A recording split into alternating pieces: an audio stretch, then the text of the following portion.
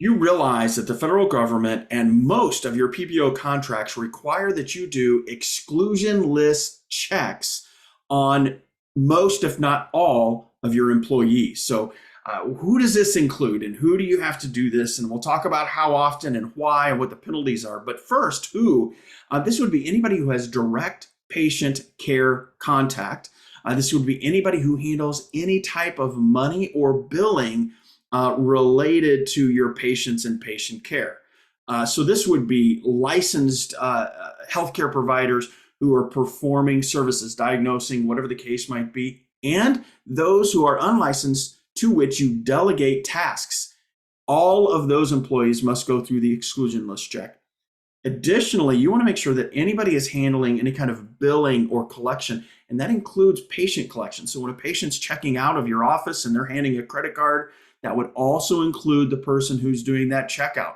It would include somebody who's sending the patient a paper bill.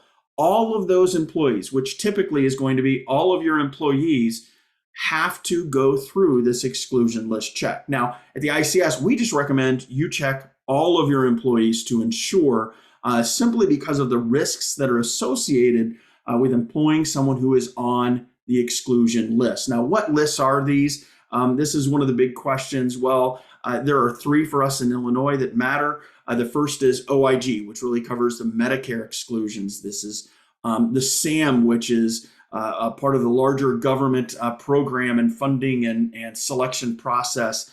You want to make sure that you also check that one. That one's a bit more detailed and can help you identify. So if you have a common name person that you're not sure on the Medicare or the OIG exclusion list, you can actually do some further digging using the SAM exclusion list, and then also Illinois Medicaid. You need to check all three. And you go, well, I don't have any Medicaid patients.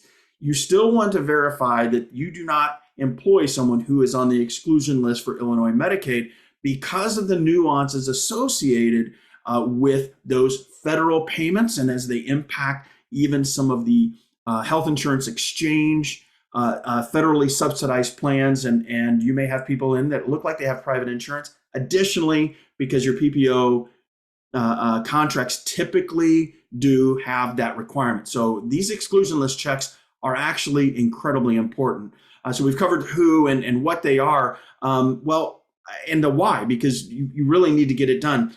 Why else? I mean, there are penalties associated, and the way it works is from a federal government standpoint, it's $10,000 per service. So if they're involved in these services or they're involved in the billing of these services, they're able to actually fine and penalize up to $10,000 per service, along with recruitment of up to triple what the government paid you for those services.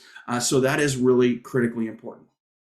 How often does this really happen? Well, there's actually, when we did our study a couple of years ago, there were 74,000 individuals listed on the OIG exclusion list, and approximately 1,800 of those actually had some level of affiliation with a chiropractic physician office. And so how prevalent is it? Well, 1,800 across the United States may not sound like a lot until you employ one of them.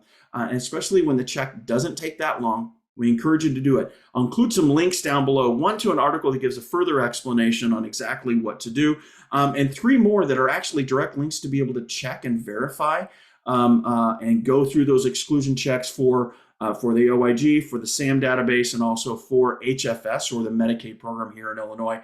All of those links will be included down below. This is something you do want to do regularly. You want to do it monthly if at all humanly, but don't lag it and don't think, well, all my employees have been working for me for 2 years. Well, because the system is so slow, you may want to just double check your employees on a regular basis. Just make it a part of your routine. Hopefully this helps you out. We'll catch you next week.